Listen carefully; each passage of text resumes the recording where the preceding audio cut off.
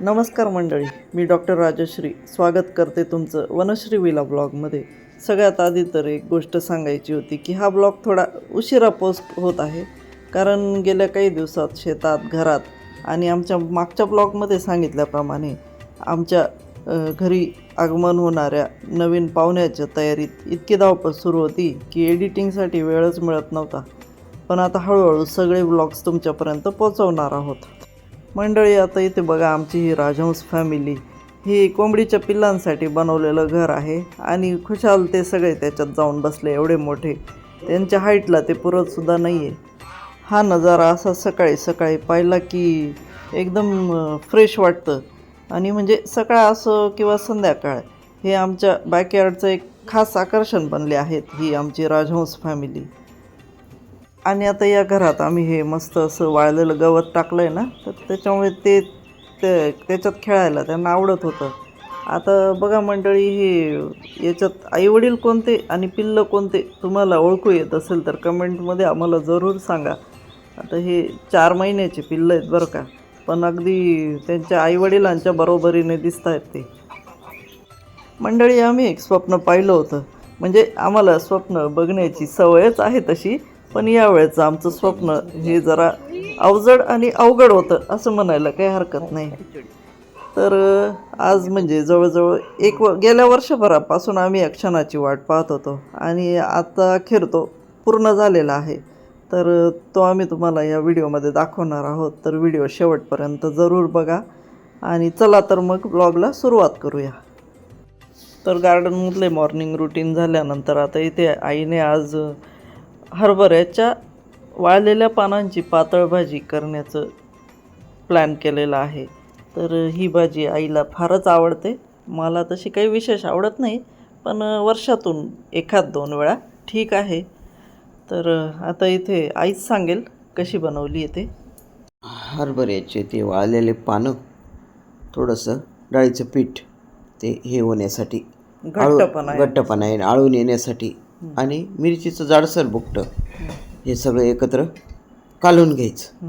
आणि एका बाजूला मठाची डाळ भिजत घालून ठेवली आणि वाळलेले बोरं पण भिजत घालून ठेवले. वाळलेल्या बोरांचा काय रोल? ते थोडीशी आंबट चव येते त्याला, त्याचं ते आहेच ते. हां, ते आवश्यकच असतं ते.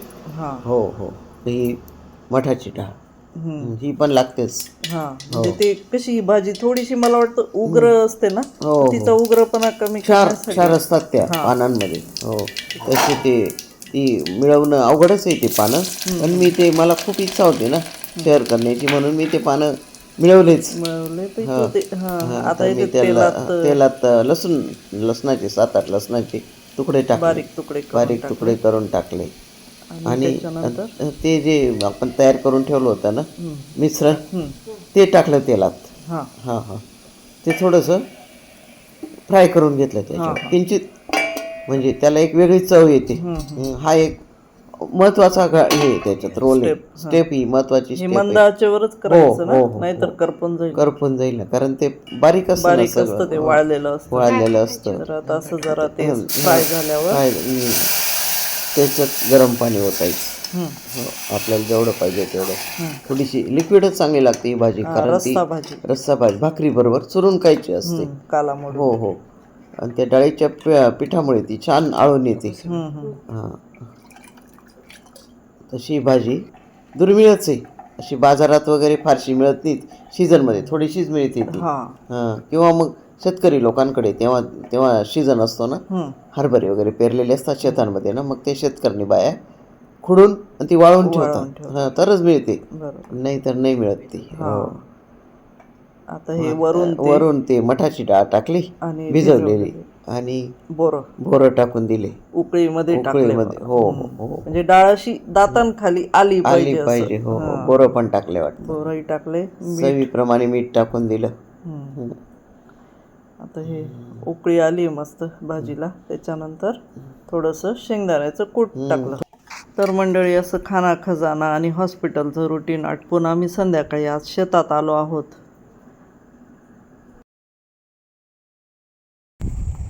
का रे डॉगू, तू परत आला का रे? तू परत आलास का? आले. शेतात पोचलो की एक क्विक असा फेरफटका आम्ही मारून घेतो आणि मग तिथे आता आमचं शेत अगदी लेवलिंग करून नंतर त्याच्यात 2 ट्रॉली शेणखत पसरून तयार आहे. तर आता फक्त पावसाची प्रतीक्षा आणि मग पाऊस या वर्षीचा तसा कमीच दिसतोय आणि मग आणि लांबला पण आहे अजून लांबलेलाही काही खरं आहे तर मान्सून. या दिवसात पेरणी होऊन जायला पाहिजे होती. हां. तर मंडळी, आजचा दिवस आमच्यासाठी खूप खास आहे. अधिक मासमधली आता ही एक संध्याकाळ आहे आणि आम्ही आज आमच्या नव्या गाईचं औक्षण करण्यासाठी शेतात आलो आहोत. तर हो मंडळी, आमच्या ग्रीन फॅमिलीत गीर गाईचं आगमन झालेलं आहे. तुम्ही बघू शकता. गाय आणणं आणि ती पाळणं आमच्यासाठी अजिबात सोपं नव्हतं. गेल्या 1 वर्षापासून आम्ही याच विचारात होतो. कधी जागेचं नियोजन, कधी गोठ्याची तयारी, तर कधी योग्य वेळेची वाट पाहत होतो. आणि मात्र आम्ही स्वप्न पाहणं काही सोडलं नाही बरं का मंडळी. आणि फायनली आज तो क्षण आला आणि म्हणजे असं सुवर्णयोग म्हणता येईल की अधिक मासमध्ये गाय आमच्याकडे आली. तर हे खरंच मानावं लागेल, कारण ही गाय तशी मेमध्येच येणार होती, पण अशा काही गोष्टी घडत गेल्या आणि बरोबर अधिक मास सुरू झाल्यानंतर तिचं आगमन झालं. म्हणजे एक प्रकारे आमच्याकडून ह्या पवित्र महिन्यात गोपालन, गोसेवा म्हणता येईल, हीच घडते आहे एक प्रकारे. तसं पाहिलं तर गाय ही आपल्या हिंदू धर्मात खूप पवित्र मानली जाते. तर प्रत्येकाने गाय ज्यांना शक्य आहे त्यांनी गाय पाळली पाहिजे. परंतु सध्याचं हे जे भेसळीचं दुधात जी भेसळ सुरू आहे, तर त्या दृष्टीने ते जे एक विचारचक्र चालू होतं आमचं 1-1.25 वर्षापासून की हे कुठेतरी आपणही आता त्या दृष्टीने काहीतरी पाऊल उचललं पाहिजे. कुठेतरी आपल्याला शुद्ध दूध मिळालं पाहिजे. आणि मग माझ्या सासऱ्यांकडे ऑलरेडी ते घरच्या गाईचंच दूध वापरतात. तर म्हणजे आमच्या धुळ्याला फॅक्टरी आहे आणि तिथे गीर गाय ठेवली जाते आणि आता तिची जवळजवळ 4थी पिढी तिथे सुरू आहे. तर मग मी त्यांच्याकडे प्रस्ताव टाकला की मला पण एक गाय द्या म्हणून. आणि मग तेही मग बोलले की चालेल, काही हरकत नाही. पण मग ते नुसतं तिथे गाय आहे आणि ती इकडे आणायचं इतका सोपा विषय नव्हता, बरोबर आहे ना. मग एक आता गाय जी वयात येणार आहे अशी त्यांच्याकडे होतीच. मग तिला ट्यूब लावला गेला, मग तो पहिल्यांदा फेल झाला, मग पुन्हा लावला गेला आणि मग तिला गर्भधारणा झाली. मग ते तिकडेच व्यवस्थित काळजी घेत होते, कारण कसं आहे त्यांना तिचं सगळं तिथे तिचं राहणं होतं आणि त्या सेटअपमध्ये त्या सेटअपमध्येच ती मोठी झालेली होती. त्याच्यामुळे ते म्हटले की आपण एक 7व्या महिन्यात वगैरे तिला इकडे शिफ्ट करू. तर पण मग काय झालं की हा उन्हाळा इतका या वर्षीचा कडक होता की तिची जी नियोजित डिलिव्हरी जूनमध्ये होती ती मेमध्येच होऊन गेली आणि थोडंसं एक कमी दिवसाचं वासरू जन्माला आलं. तर मग असं थोडंसं कमी वजनाचं नाजूक वासरू घेऊन तिला धुळे ते मालेगाव हा प्रवास पण थोडासा क्रिटिकल वाटला आम्हाला. मग 15-20 दिवस तिला तिथेच सेटल होऊ दिलं आणि मग फायनली ही गाय आमच्याकडे आली आणि तेव्हा नेमका अधिक मासही सुरू झालेला होता. तर आपोआप या गोष्टी घडत गेल्या. सध्या समाज माध्यमांमध्ये दूध भेसळीचा मुद्दा तुकाराम मुंडे साहेबांमुळे अगदीच हायलाईट होत आहे आणि खरंच जितकं दुधाची डिमांड आहे तितकं प्रोडक्शन नाहीच आहे.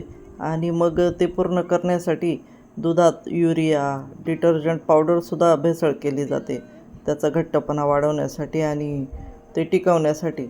आणि मग हे पदार्थ तर शरीराला अतिशय हानिकारक आहेत आणि त्यातल्या त्यात लहान बाळांना गाईचं दूध पाहिजे असतं. तर मग कुठेतरी गाय आणण्याचा निर्णय कुठेतरी जोर धरू लागला आणि फायनली आम्ही गाय आणली. गाय पाळणं तसं सोपं नाहीच आहे, पण मग कसं आहे शेवटी त्यात पडलं, अनुभव आपोआप मार्ग सुचतात. जशी अडचण येते तसे मार्ग सुचतात. हो, मग गाय पाळणं अवघड आहे. लोक कुत्रे पाळतातच ना, हो नाही का, त्याच्यासाठी हजारो रुपये खर्च करतात लोक. तसं गाईसाठी पण त्यांनी काहीतरी मार्ग निवडायचा, काहीतरी सोय करायची. गाय तरी दूध देते, कुत्रं थोडं दूध देतं. गाय बरोबर आहे. दूध देते, पुन्हा तिचं शेण गोमूत्र हो, सगळं एक सगळंच उपयोगाचं आहे. शेतीसाठी खूप हो, आणि फायदेशीर शुद्ध दूध. आहे. शुद्ध दूध, हो, शुद्ध आणि खात्रीचं दूध खात्रीचं दूध. फार महत्वाचं झालंय. आणि स्पेशली ज्यांच्या घरात लहान मुलं असतील त्यांना तर गाईचं दूध खूप गरजेचं असतं, कारण ते मुलांना पचायलाही सोपं असतं. तर आता इथे आमचं हे मस्त औक्षणही होत आलंय. संध्याकाळची वेळ आहे. गाईच्या गळ्यातल्या घुंगरांचा छान किनकिन असा आवाज येतोय आणि छान वातावरण निर्मिती झालेली आहे. तर जे म्हणजे जसं आधी गुरं जंगलातून चरून परतीला यायचे, संध्याकाळी घरी यायचे, तसं वातावरण तयार झालेलं होतं. गोधुली की बेला आ गई. तर आता इथे शंकरन त्यांची पण एक गाय आहे, तिची पण एक वासरी आहे. तर त्यांचं पण आम्ही औक्षण करून घेतलं. कंपनी पण आहे बुवा आपल्या हा, गाईला. म्हणजे तिला तिथे असं एकटं नाही वाटणार. तिला तिथे गाय आहे, बकऱ्या आहेत सोबत, गोठा पण तिचा मोकळा हवेशीर आहे. त्याच्यामुळे आम्ही ही योग्य जागा निवडली असं आम्हाला वाटतं. आमच्याकडे 3-4 ऑप्शन होते, पण मग इथे कसं शेतात आमचं येणं जाणंही असतं, त्यामुळे आम्ही गाईला सारखं भेटू शकू.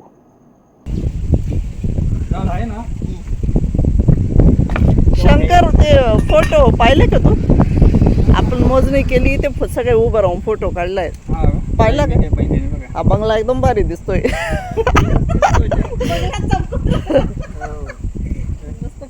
तुला टाकते मी तो फोटो.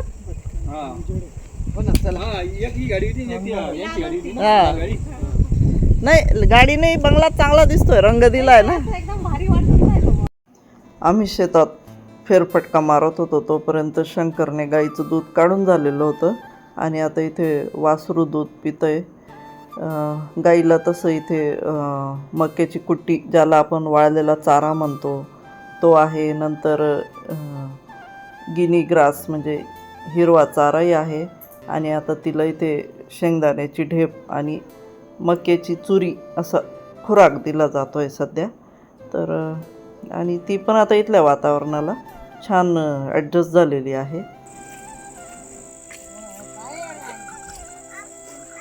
पिऊ दे पिऊ दे पिऊ दे, पी रे. गाईला गोरा झालेला आहे आणि तो अधिक महिन्यात जन्माला आलेला आहे ना, त्यामुळे त्याचं नाव आम्ही दोंडू ठेवलेलं आहे गमतीने. आमचा धोंडू आहे तो, छान आहे, मस्त आहे तो, क्यूट.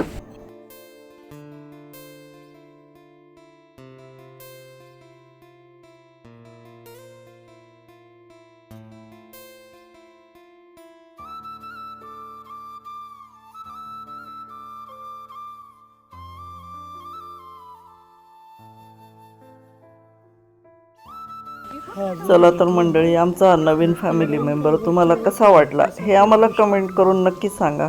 व्हिडिओ आवडला असेल तर लाईक करायला विसरू नका.